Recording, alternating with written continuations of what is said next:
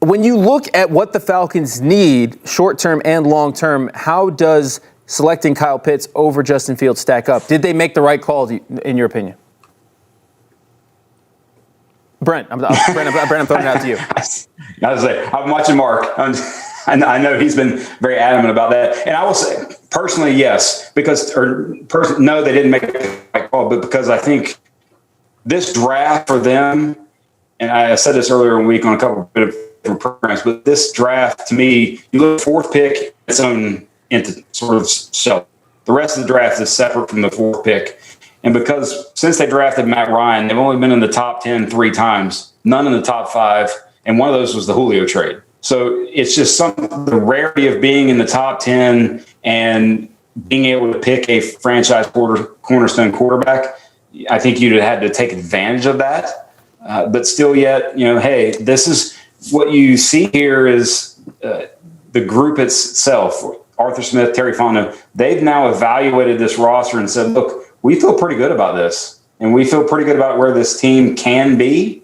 So we're going to roll with this and add to it. How do you feel good about where this team is?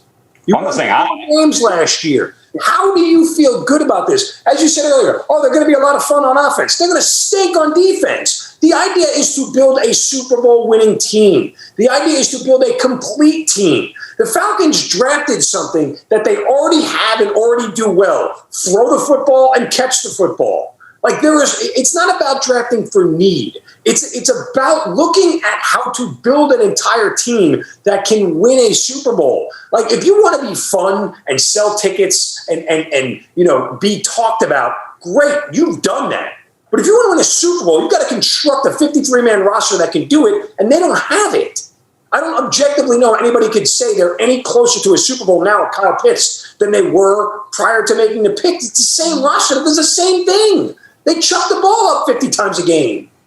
And, I mean, I fully understand that point, but I also think you look at it from the perspective of one player, say you take whomever you take, actually, in terms of value at that fourth pick, is not going to matter and make that much of a bigger difference on your defense. And you hope that you get such a leap from a coaching perspective defensively. Like, if you look at Dean Pease as a defensive coordinator, only once in his career in 2 separate seasons, both in yards per game and then points per game, has his defense been outside of the top 15.